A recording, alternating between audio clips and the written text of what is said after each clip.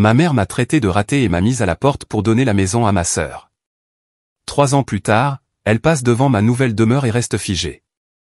Ce que ma mère a fait après son appel choqué, je ne l'aurais jamais imaginé.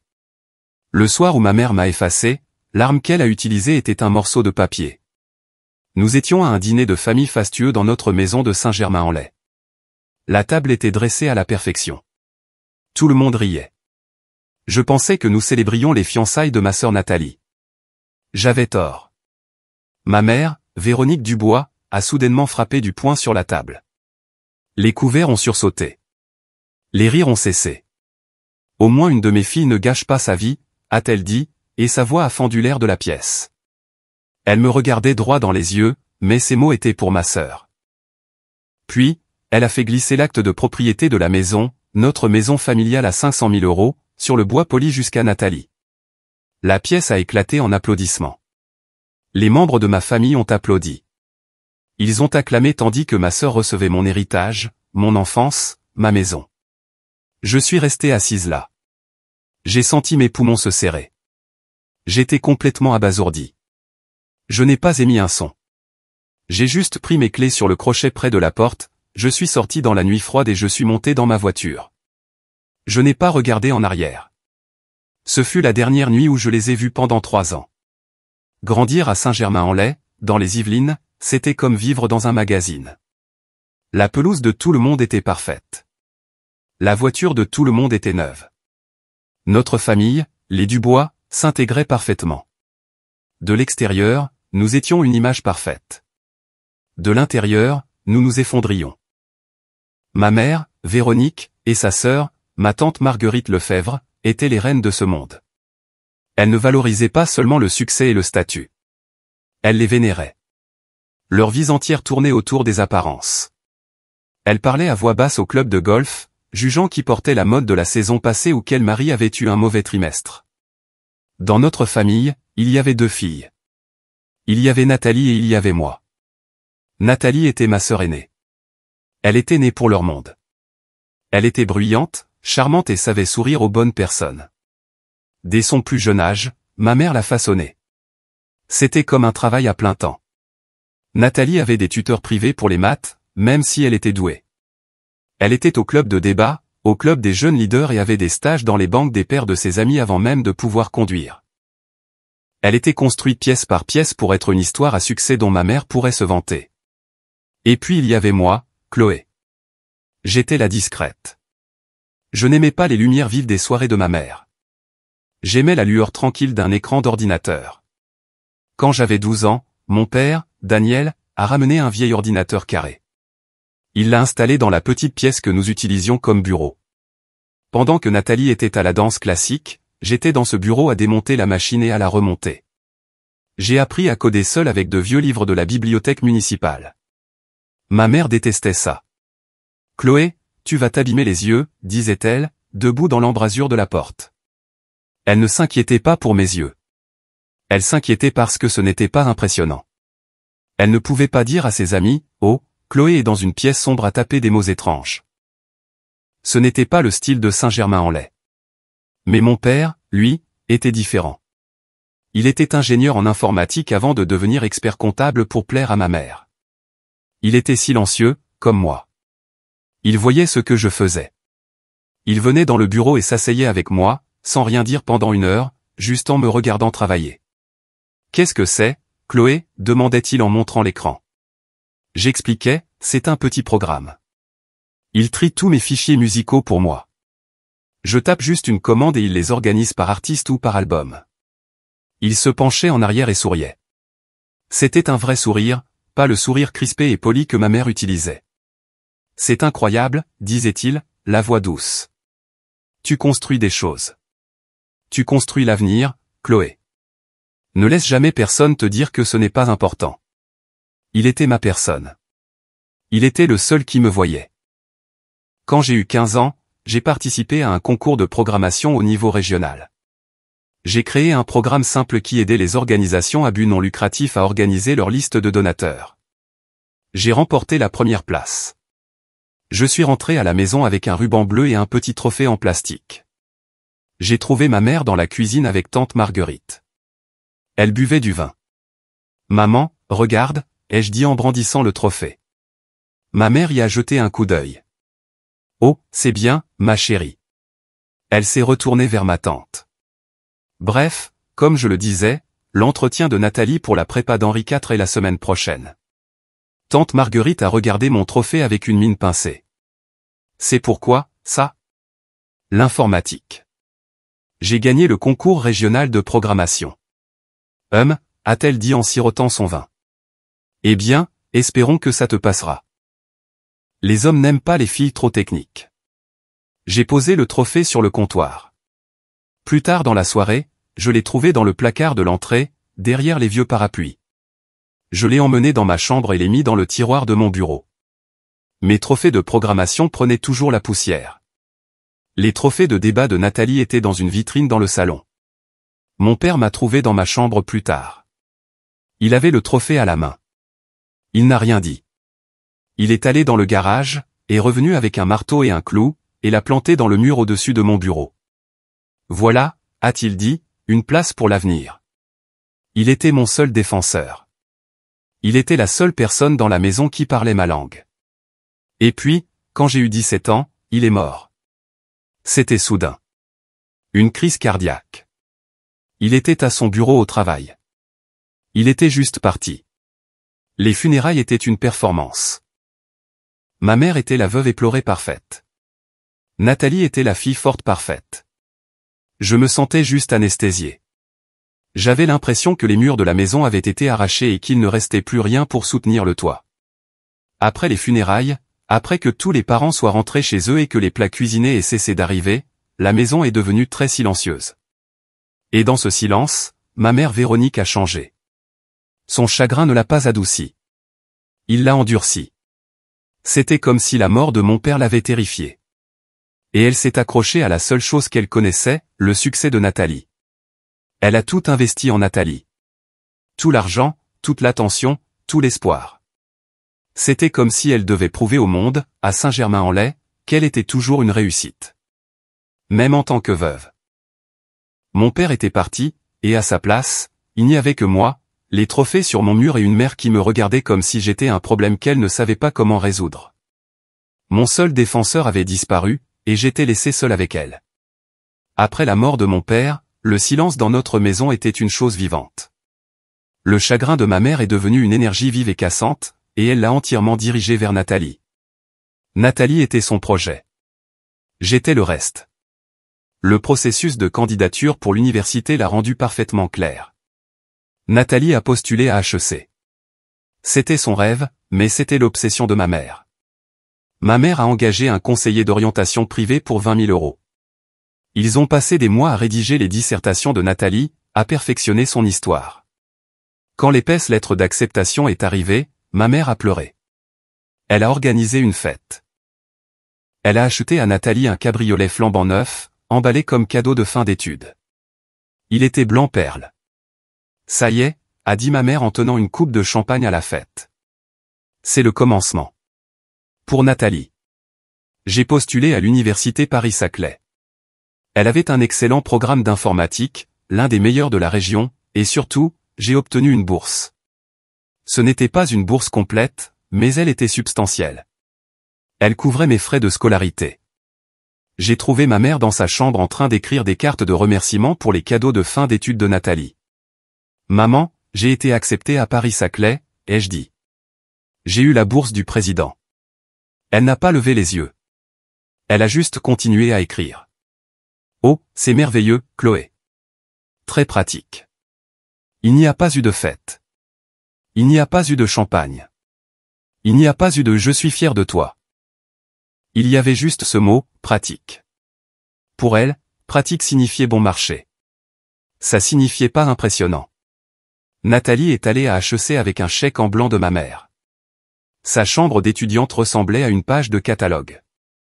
Ma mère payait les frais de son association étudiante, ses voyages à Paris, ses vêtements de marque.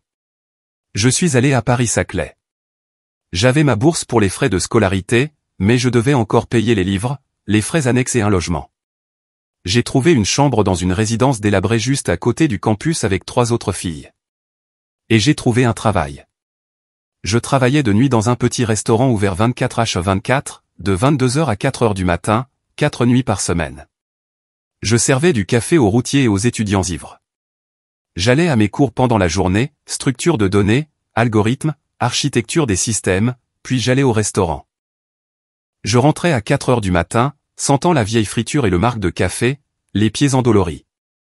Je dormais 4 heures, je me réveillais et j'allais à mon TP de 9 heures. Puis, après les cours, avant mon service, je codais. Je n'ai pas dit à ma mère que je travaillais. Elle n'a jamais demandé.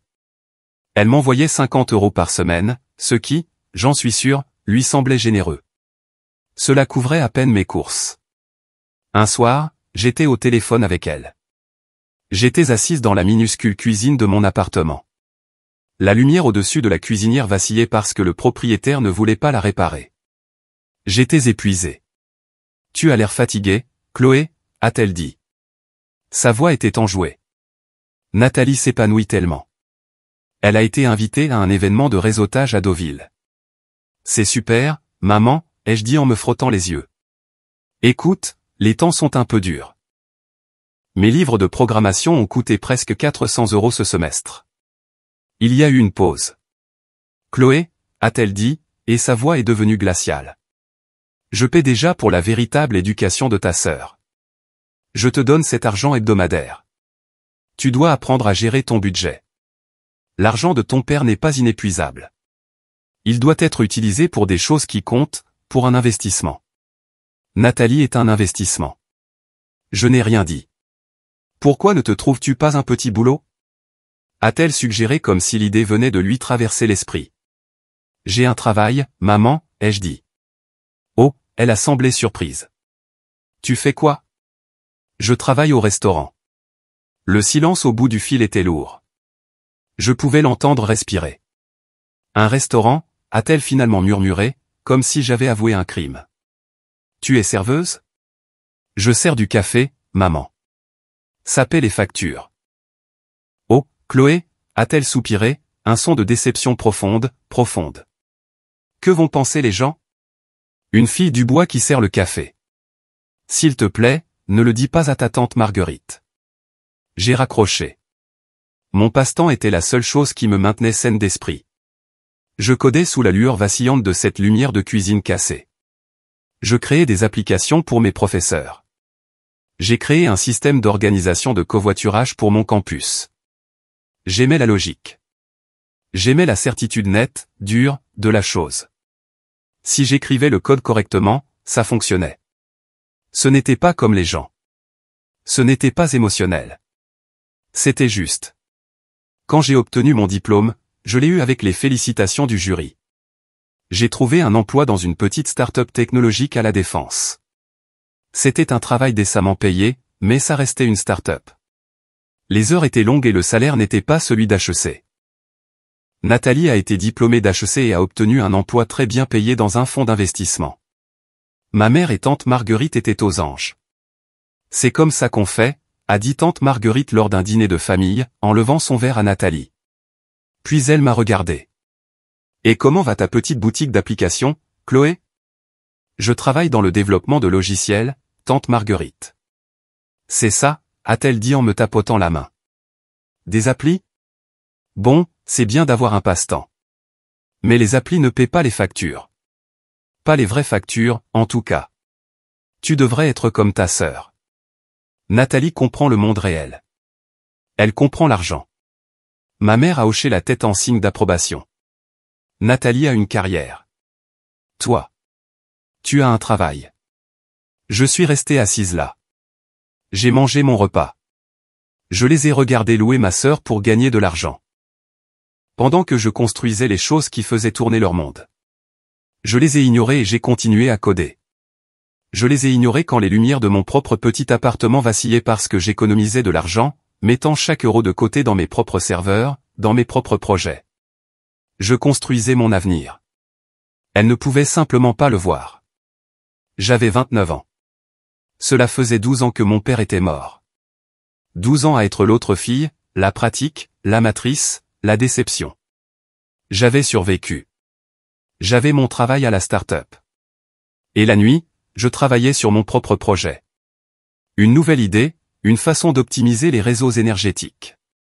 C'était complexe et ça me prenait tout mon temps et mon argent, mais je savais que c'était bon. Puis est venu l'email de ma mère. Dîner samedi 19h. Sois là. Nous célébrons Nathalie. C'était le dîner de fiançailles de Nathalie. Elle épousait Antoine, un autre type de la finance. Il était exactement le genre d'homme que ma mère avait toujours voulu pour elle. Il était beau en costume et parlait beaucoup de son portefeuille. J'ai failli ne pas y aller. J'étais fatigué. Je venais de corriger un bug majeur dans mon code, mais j'ai senti une petite, stupide attraction. C'est la famille. J'ai conduit jusqu'à la maison de mon enfance, celle que mon père avait achetée, celle où j'ai grandi. Je suis entré et la maison scintillait. Ma mère avait engagé des traiteurs. Tante Marguerite était là, avec des dizaines de vieux amis de mes parents, la foule de Saint-Germain-en-Laye. Nathalie portait une robe de créateur rouge, sa main sur la poitrine d'Antoine, exhibant son énorme bague en diamant. « Oh, Chloé » a-t-elle dit en me voyant, me faisant une bise dans le vide. « Tu es venue. Tu as acheté cette robe où ? Où est-ce que tu fais tes courses, déjà ? C'est juste une robe, Nathalie, ai-je dit. C'est simple. C'est tout toi, a-t-elle dit avant de se détourner. Nous nous sommes assis pour dîner. La table était magnifique. Les conversations étaient toutes les mêmes. L'argent, les vacances, les échecs des autres. Je suis resté assise là, picorant ma nourriture, me sentant comme un fantôme. Puis ma mère s'est levée. Elle a tapoté sa coupe de champagne avec un couteau. Si je pouvais avoir l'attention de tout le monde, a-t-elle dit, rayonnante, son sourire public. Nous sommes tous ici pour célébrer Nathalie et Antoine. Pour célébrer cette merveilleuse union. Tout le monde a applaudi. Antoine et Nathalie se sont embrassés. Nathalie a toujours été une lumière si brillante, a poursuivi ma mère, la voix chargée d'émotion. Elle m'a rendu si fier. Elle a une carrière formidable, et maintenant elle a trouvé cet homme merveilleux. Elle a construit une vie dont mon père aurait été fier. Mon estomac s'est noué. Mon père et Antoine, a dit ma mère en se tournant vers lui. Bienvenue dans la famille. Nous voulons que vous commenciez tous les deux votre nouvelle vie ensemble du bon pied, avec une base solide. Elle a attrapé un épais dossier relié en cuir à côté de sa chaise. Mon cœur, pour une raison quelconque, a commencé à battre la chamade. Cette maison, a dit ma mère, sa voix résonnant dans la pièce silencieuse. Cette maison que Daniel et moi avons bâtie. Elle est trop grande pour moi. Elle a besoin d'une vraie famille. Elle a regardé droit vers Nathalie. Cette maison revient à Nathalie et Antoine, a-t-elle dit fièrement. Elle a fait glisser le dossier sur la table polie. L'acte de propriété ? Ma fourchette s'est figée en l'air. Je tenais un morceau d'asperge. Je me suis juste arrêté. La pièce a commencé à applaudir.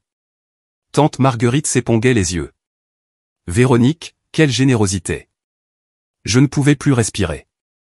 J'ai regardé ma mère. J'ai regardé le dossier. J'ai regardé Nathalie, qui haletait avec un air de surprise parfaitement fin sur son visage. J'ai posé ma fourchette. Mes mains tremblaient. Maman, ai-je dit. Ma voix était faible, mais la pièce est devenue silencieuse. Maman, qu'est-ce que tu fais ? Le sourire de ma mère s'est crispé. Je donne à ta sœur son héritage, Chloé. C'est une célébration. Ne la gâche pas la maison, ai-je dit, et ma voix s'est un peu raffermie. Tu donnes la maison à Nathalie ? La maison de papa ? Notre maison ? C'est ma maison à donner, Chloé, a-t-elle dit, sa voix se transformant en glace. Mais et moi ? Les mots sont sortis tout seuls. Ils semblaient faibles. Ils semblaient pathétiques. Je les détestais. Ma mère a ri. Ce n'était pas un son agréable. Et toi ? Que as-tu jamais fait, Chloé ? Nathalie a du succès. Elle a une carrière. Elle a un avenir. Elle et Antoine construiront sur cette base. Toi. Tu joues encore avec tes ordinateurs dans un minuscule appartement. Elle s'est tournée vers la table. Chloé a un petit passe-temps. Elle fait des applis. Tante Marguerite est intervenue. Véronique, tu as raison. Une maison, c'est pour une vraie famille, pour des gens qui réussissent des choses. La pièce me dévisageait. Tous. Les gens qui me connaissaient depuis que j'étais enfant. Ils me regardaient tous avec pitié ou avec froideur. Ils étaient d'accord avec elle. Et puis ma mère a dit les mots qui m'ont finalement brisé. Elle m'a regardé droit dans les yeux, sa propre fille, et a craché, « Tu n'as rien fait de ta vie. » Rien. Toutes les nuits au restaurant. Tous les examens que j'ai réussis en sentant la friture. Toutes les heures que j'ai passées à apprendre par moi-même, à construire des choses à partir de rien, à essayer de faire quelque chose dont mon père serait fier. Tout cela n'était rien. Je me suis levé. La chaise a raclé le parquet. Le son était violent dans le silence. Mes yeux me piquaient. Je ne pleurais pas. Je ne pleurais pas devant eux. J'ai regardé ma mère. J'ai regardé Nathalie, qui tenait déjà l'acte de propriété contre sa poitrine. Tu le regretteras, ai-je murmuré. Ma mère a juste haussé un sourcil. J'en doute. Assieds-toi, Chloé. Tu fais une scène. Je n'ai pas dit un mot de plus. J'ai ramassé mon sac à main par terre. J'ai pris mes clés de ma poche. Je suis sorti de la salle à manger. J'ai descendu le couloir, passant devant les photos de Nathalie à sa remise de diplôme, passant devant l'espace vide sur le mur où se trouvait autrefois la photo de mon père. J'ai ouvert la porte d'entrée et je suis sorti. J'ai entendu les applaudissements reprendre avant même que la porte ne se ferme. Ils applaudissaient. Je venais d'être déshérité. Je venais d'être effacé. Et ils applaudissaient. Je suis monté dans ma voiture. Je suis resté assise là une minute entière, sans bouger. Je les regardais à travers la grande baille vitrée. Ils riaient. Ils levaient leurs verres. J'ai démarré la voiture et je suis parti. Mon enfance a été effacée par une salve d'applaudissements. Je n'avais nulle part où aller. J'ai conduit pendant 1 heure, peut-être 2. Je ne savais pas. Je conduisais juste. Les larmes que j'avais refusé de verser à table sont venues maintenant. Elles étaient chaudes et pleines de colère. Je revoyais sans cesse le visage de ma mère, son sourire suffisant alors qu'elle faisait glisser l'acte de propriété vers Nathalie. J'entendais les applaudissements encore et encore. Tu n'as rien fait de ta vie. Les mots résonnaient dans ma voiture. Rien. Rien. Rien. Le voyant de carburant s'est allumé. J'étais sur l'autoroute A13. Je suis sorti sur une aire de repos et je suis resté assise dans le noir. J'avais 29 ans et j'étais sans abri. Ma propre mère avait pris ma maison et l'avait donnée à ma sœur. J'ai pensé à mon compte en banque. J'avais des économies, mais tout était destiné à mon projet, au serveur dont j'avais besoin, à la licence d'entreprise. J'avais un autre membre de ma famille. J'ai démarré la voiture et j'ai conduit jusqu'à Neuilly-sur-Seine. J'ai conduit jusqu'à la maison de tante Marguerite. C'était une grande maison meulière, sombre, aussi parfaite et stérile que celle de ma mère. Il était presque 2 heures du matin. J'ai remonté l'allée en pierre et j'ai sonné. J'avais la nausée. J'étais une mendiante. Après une longue minute, la lumière du porche s'est allumée. La porte s'est entr'ouverte. Tante Marguerite a jeté un coup d'œil, les cheveux dans un foulard de soie, le visage couvert de crème coûteuse. Chloé, a-t-elle sifflé. Mais qu'est-ce que tu fais ici? Sais-tu l'heure qu'il est? Tante Marguerite, ai-je dit, la voix tremblante. Je suis désolé, mais maman, elle m'a mise à la porte. Elle a donné la maison à Nathalie. Je n'ai nulle part où aller. J'ai juste besoin d'un endroit où dormir. Juste pour ce soir. Tante Marguerite m'a dévisagé. Ses yeux étaient froids. Il n'y avait aucune pitié. Aucun sentiment de famille. Juste de l'agacement. Elle a croisé les bras. Chloé, tu as 29 ans. Ta mère a raison. Tu aurais dû mettre de l'ordre dans ta vie depuis le temps. Je ne pouvais pas y croire.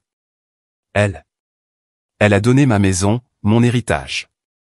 C'était la maison de Véronique à donner, a-t-elle dit sèchement. Nathalie est un bon investissement. Toi, non. Ce drame. C'est inconvenant.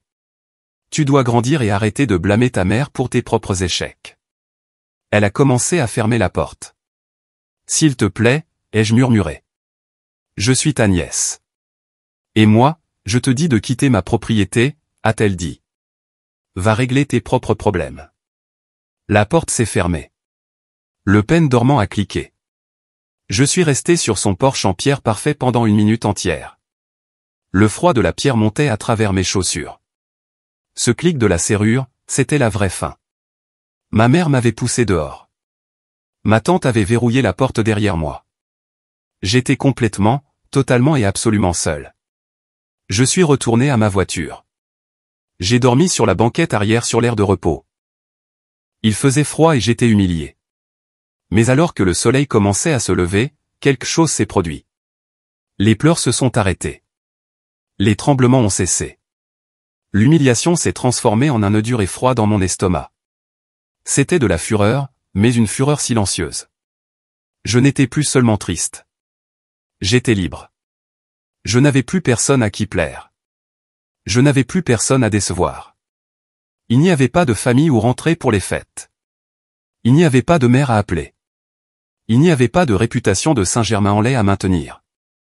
J'étais un rien pour eux, ce qui signifiait que je pouvais devenir tout ce que je voulais pour moi-même. Le lendemain, je suis allé à mon appartement, celui que je pouvais à peine me payer. J'ai fait mes valises. J'ai mis mes vêtements, mon ordinateur et mes serveurs dans ma voiture. J'ai résilié mon bail. Cela m'a coûté presque tout mon argent d'urgence. Je ne suis pas retourné à la Défense. J'ai conduit vers le sud. J'ai conduit jusqu'à Paris. J'ai trouvé un appartement à Montreuil. Ce n'était pas un quartier agréable. C'était un minuscule studio dans un immeuble sans ascenseur. La cuisine, le lit et le bureau occupaient le même espace de 10 mètres carrés. La fenêtre donnait sur un mur de briques. Le radiateur cliquetait et sifflait toute la nuit. C'était parfait. C'était à moi. J'ai dépensé mes dernières centaines d'euros pour une licence d'entreprise et une connexion Internet rapide.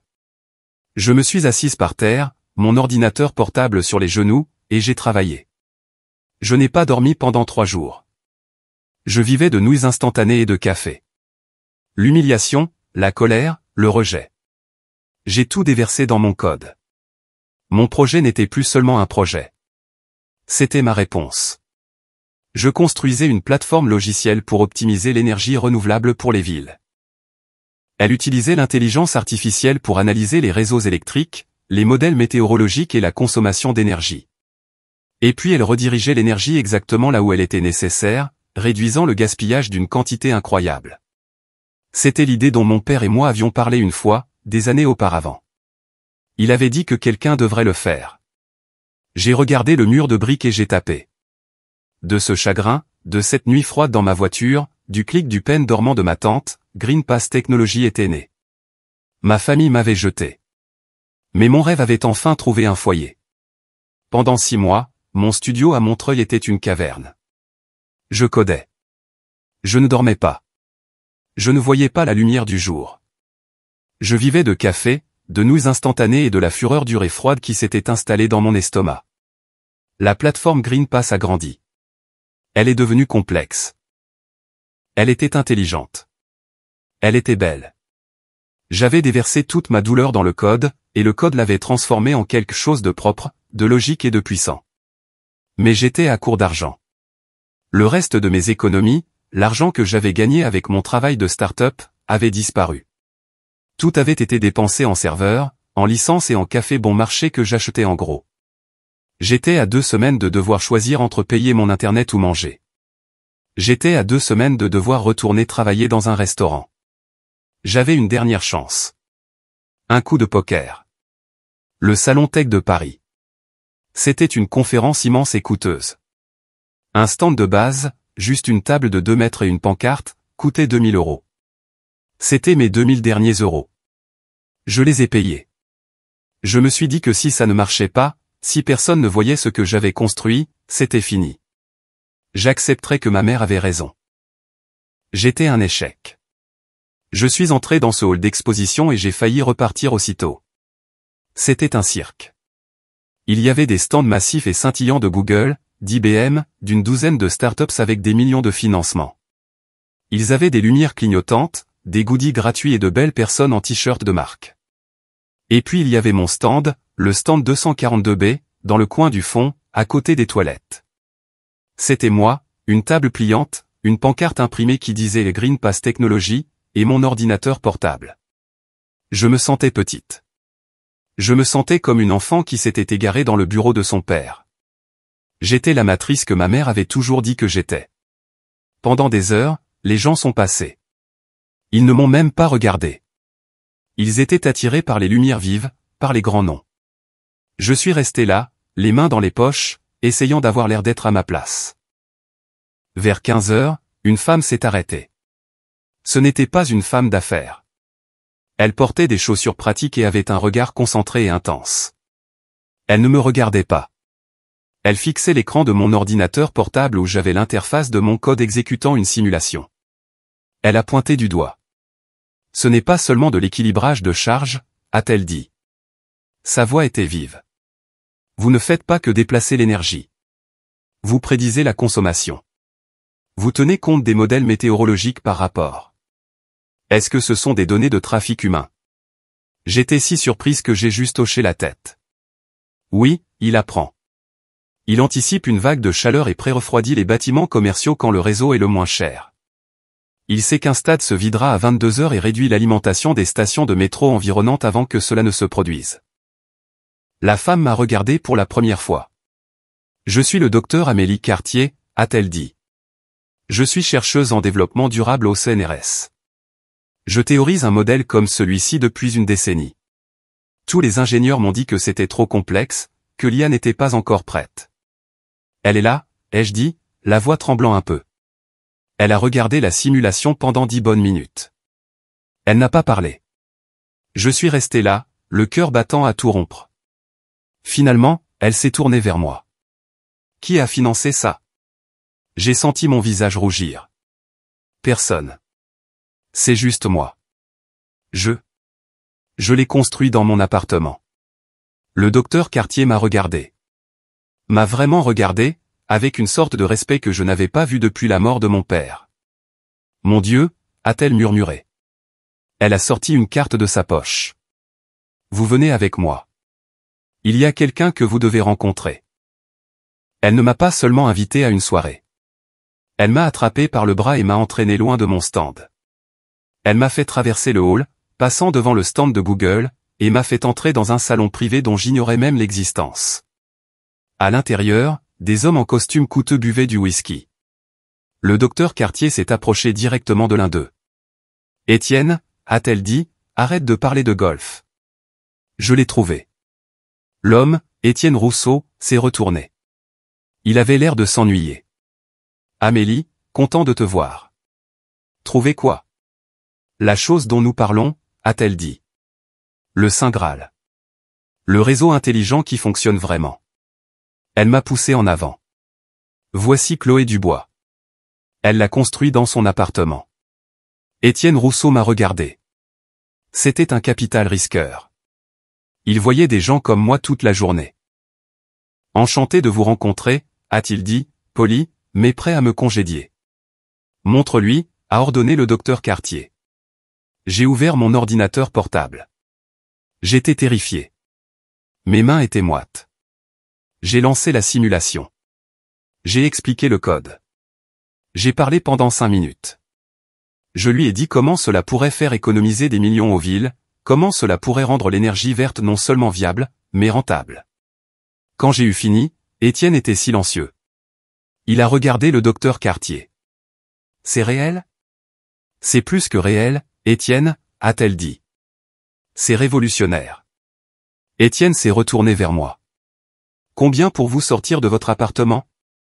Je ne sais pas, ai-je balbutié. Je vous donne 80 000 €, a-t-il dit. Pour 10% de votre entreprise. C'est mon offre.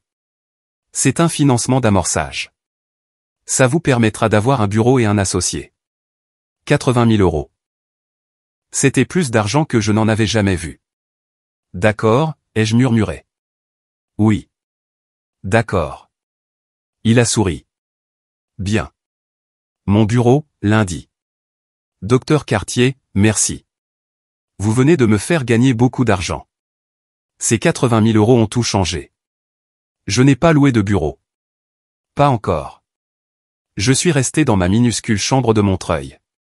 Mais j'ai fait une chose. J'ai embauché quelqu'un. J'ai passé une annonce pour un programmeur. J'ai interviewé une douzaine de personnes.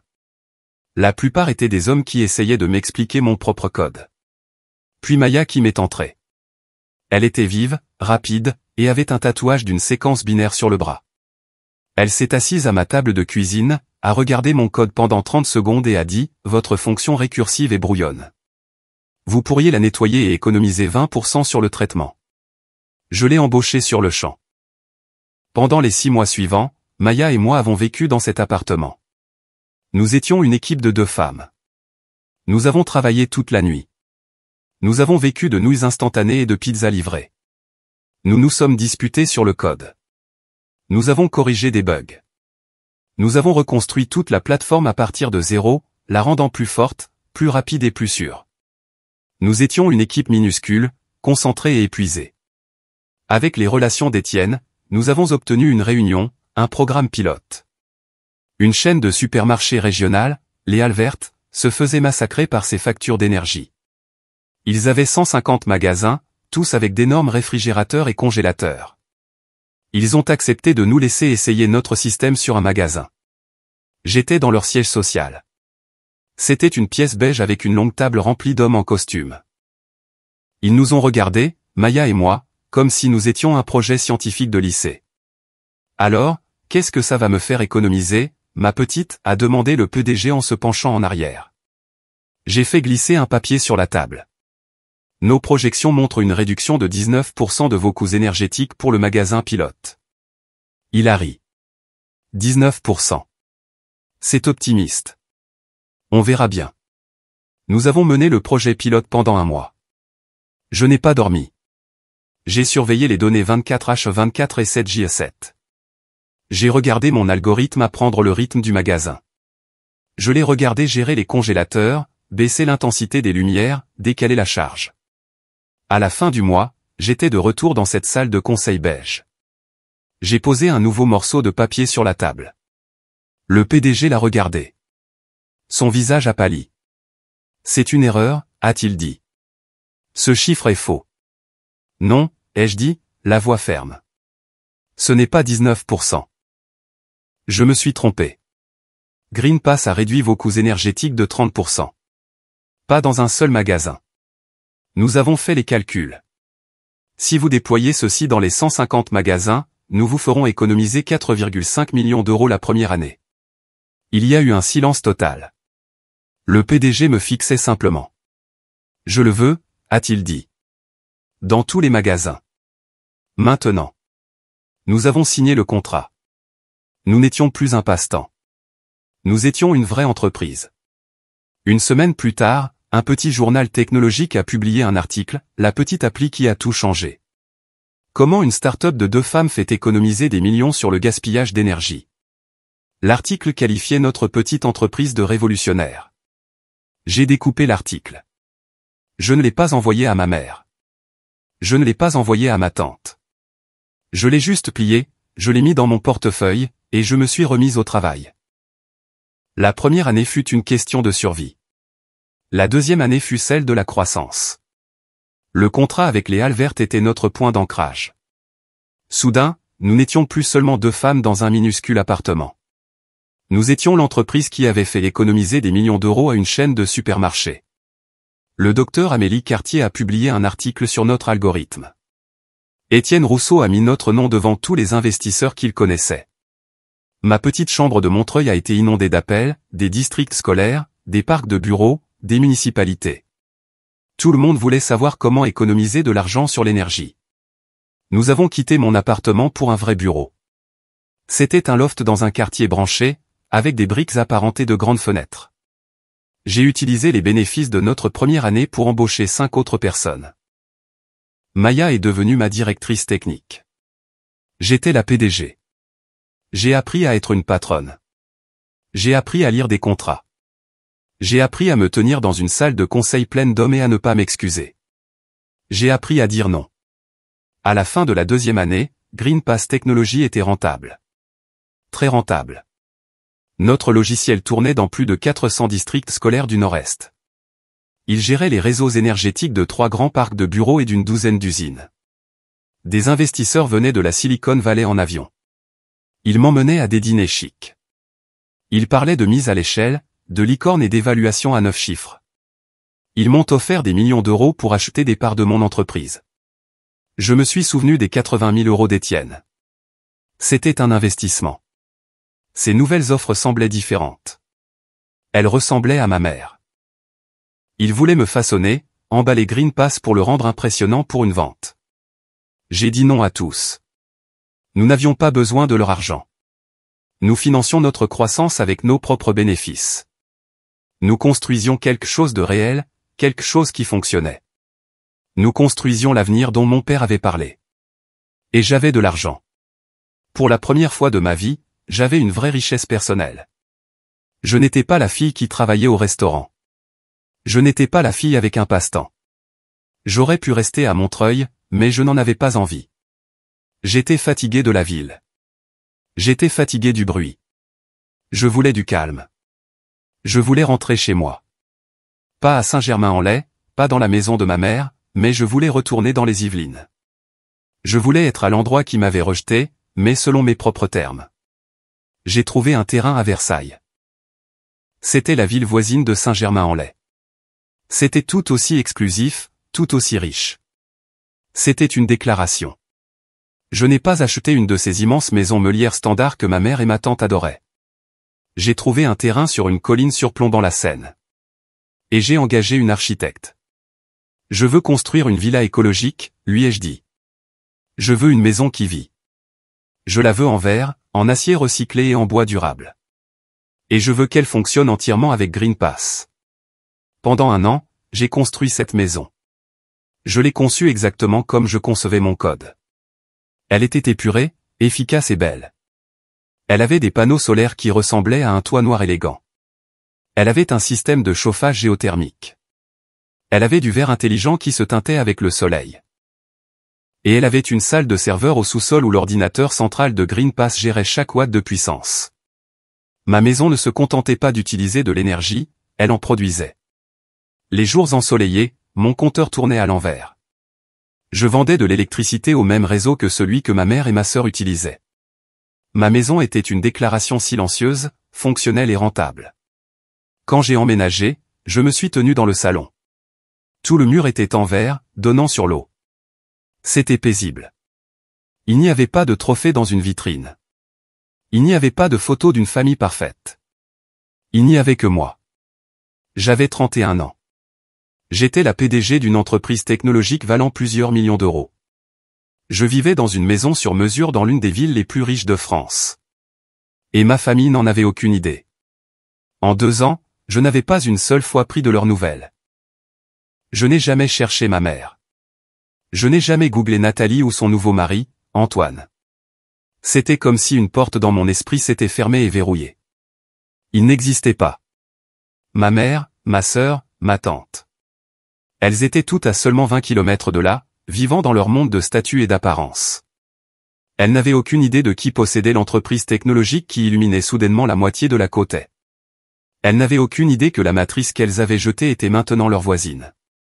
Je me suis assise sur mon nouveau canapé, j'ai regardé l'eau, et j'ai ressenti un calme que je n'avais jamais connu. Ce n'était pas du bonheur. C'était un équilibre. La balance était enfin, silencieusement, équilibrée. C'était un mardi, 3 ans, presque jour pour jour, après ce dîner. J'étais dans mon bureau à domicile. La pièce était vitrée sur 2 côtés, surplombant la Seine. C'était mon endroit préféré au monde. J'étais en visioconférence avec ma nouvelle équipe d'expansion. Nous finalisions un contrat massif avec la ville de Lyon pour intégrer GreenPass dans leur nouveau développement de ville intelligente. C'était un projet de travaux publics d'1 milliard d'euros. Nous devenions nationaux. J'étais concentré. J'étais heureuse. Mon travail était bon. Puis le carillon de mon portail d'entrée a sonné. J'ai jeté un coup d'œil au flux de sécurité sur mon deuxième moniteur. Une Jaguar vert foncé, un modèle d'il y a quelques années, était garée en bas de ma longue allée privée. Je ne la reconnaissais pas. Attendez une seconde, l'équipe, ai-je dit dans le microphone. J'ai quelqu'un à mon portail. J'ai regardé l'écran. Une femme est sortie du côté conducteur. Elle a levé les yeux vers ma maison en haut de l'allée et a porté la main à sa bouche. C'était Nathalie. Mon sang s'est glacé. J'ai senti mes poumons se serrer. Elle avait l'air différente. Son tailleur coûteux était froissé. Ses cheveux, toujours parfaits, semblaient fins. Elle était avec un homme. Antoine, son mari. Ils avaient l'air de s'être disputés. Puis Nathalie a sorti son téléphone. Elle fixait le logo élégant en acier brossé près de mon portail. Green Pass Technology.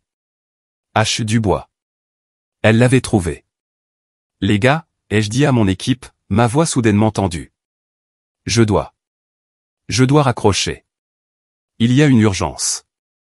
Je vous rappelle. J'ai coupé l'appel avant qu'il ne puisse répondre. J'ai regardé mon flux de sécurité, figé. Nathalie était au téléphone. Elle criait. Je ne pouvais pas l'entendre, mais je pouvais voir son visage. Il était rouge et tordu. Elle montrait ma maison du doigt. Elle parlait à ma mère. J'ai su avec une certitude soudaine et nauséabonde ce qui allait arriver. J'avais environ 1 heure. C'est le temps qu'il lui faudrait pour venir de Saint-Germain-en-Laye. Je suis sorti de mon bureau et je suis allé à la cuisine. Je me suis fait une tasse de thé. Mes mains tremblaient. Je me suis assise sur mon canapé et j'ai regardé l'eau. J'ai essayé de respirer. Que voulait-elle? De l'argent? Des excuses? Me dire que j'étais toujours un échec, que ma maison de verre n'était qu'un passe-temps? L'heure a passé. Le carillon du portail a de nouveau sonné.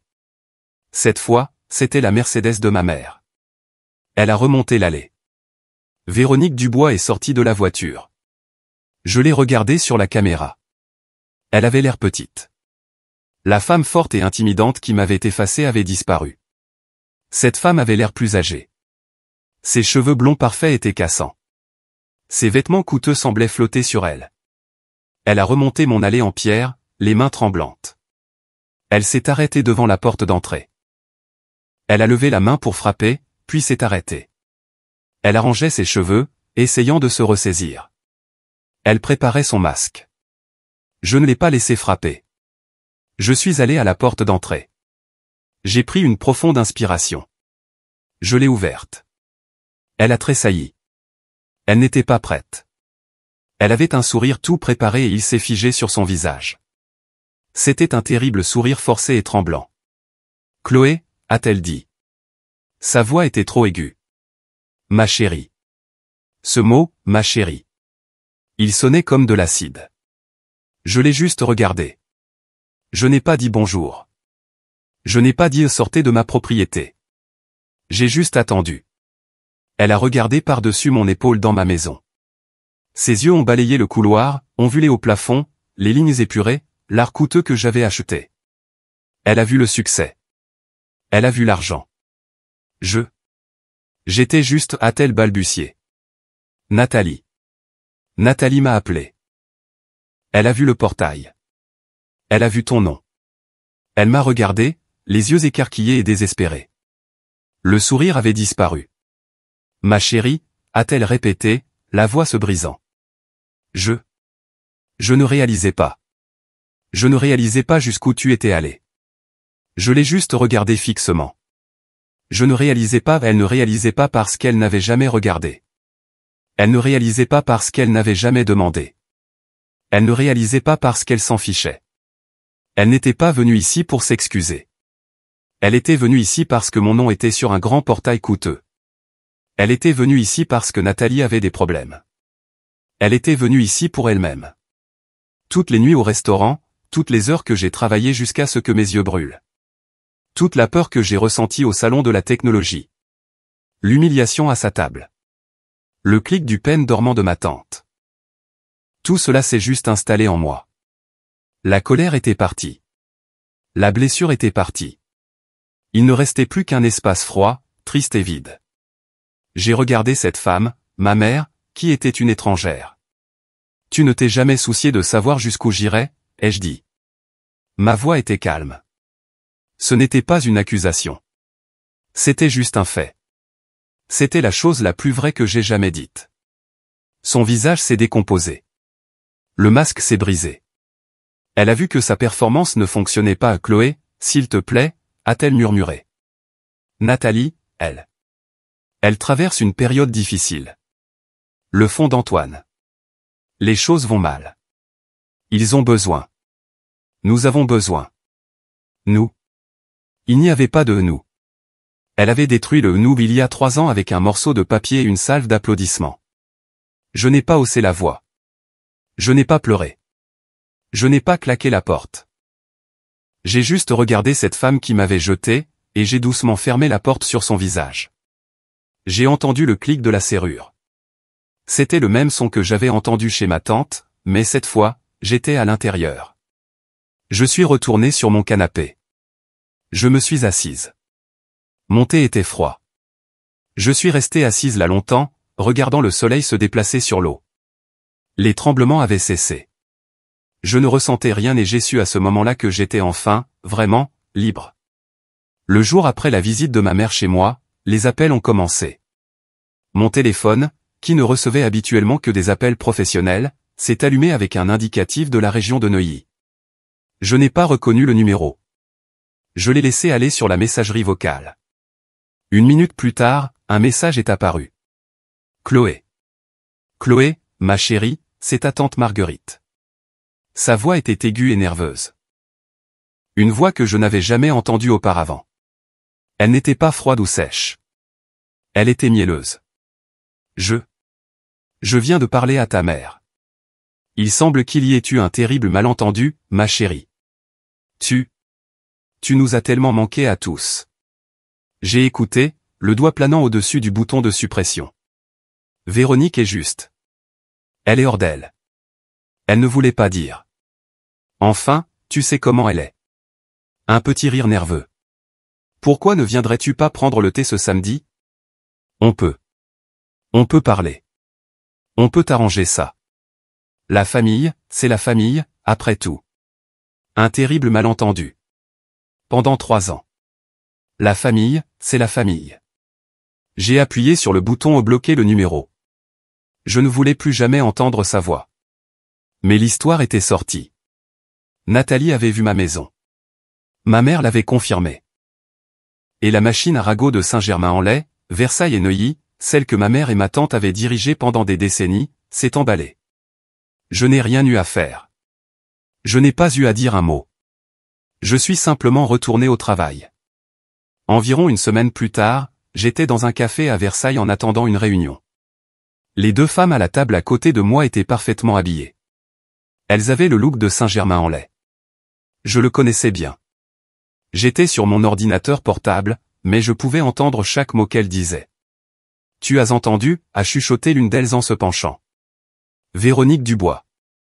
Sa propre fille. Je sais, a dit l'autre. J'ai entendu dire qu'elle l'avait mise à la porte. Pas d'héritage. Rien. Juste jeté dehors. Et la fille, a dit la première, la voix baissant. C'est Chloé Dubois, la femme de Green Pass.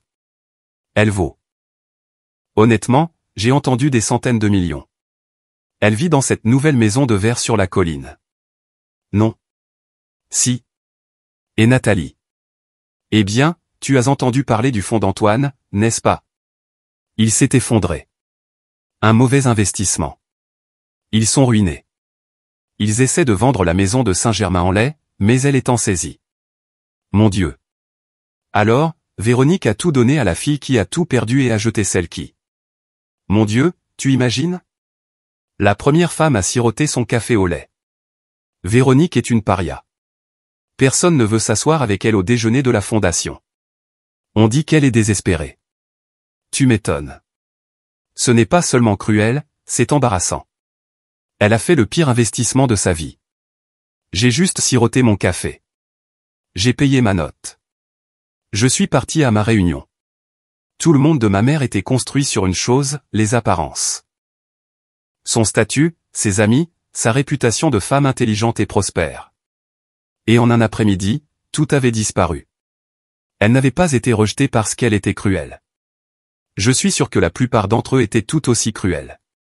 Elle a été rejetée parce qu'elle avait eu tort. Elle était un mauvais investissement. Elle avait renié la mauvaise fille. Elle avait enfreint la règle cardinale de son monde. Elle n'avait pas su reconnaître le succès. Elle s'était ridiculisée. Les nouvelles concernant Nathalie étaient tout aussi discrètes et tout aussi définitives. Je l'ai vu dans les pages financières. Le fonds d'investissement de son mari avait implosé. Il avait fait un énorme pari à effet de levier sur la mauvaise action. Ils avaient tout perdu. Quelques semaines après, j'ai vu l'annonce de divorce. Antoine avait demandé le divorce de Nathalie. Il l'avait épousée pour son statut, pour sa famille, pour la maison. Quand tout cela a disparu, il est parti aussi. Nathalie, qui avait été préparée pour le succès, qui avait tout reçu sur un plateau, s'est retrouvée avec rien. Elle était un produit construit par ma mère.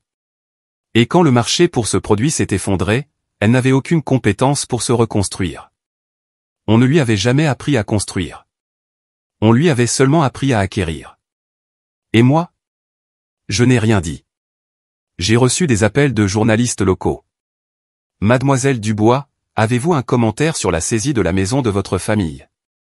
Mademoiselle Dubois, quelle est votre relation avec votre mère, Véronique Dubois? J'ai demandé à mon assistante de dire la même chose à chaque fois.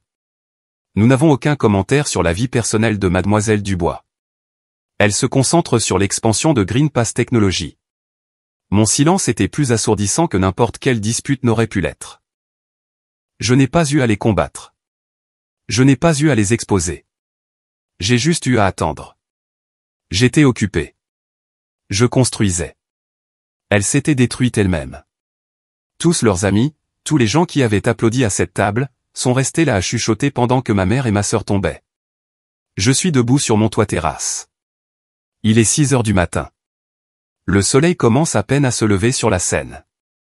Le ciel est d'un rose pâle et doux. C'est calme ici. Le seul son est le vent qui souffle dans les hautes herbes que j'ai plantées et le léger bourdonnement électrique de mes panneaux solaires. Ils sont déjà au travail. La première lumière du jour scintille sur le verre noir. Et je sais que cette lumière est transformée en électricité. Cette électricité circule dans ma maison, dans mon serveur, et sort dans le réseau. Ma maison fonctionne. Mon entreprise fonctionne.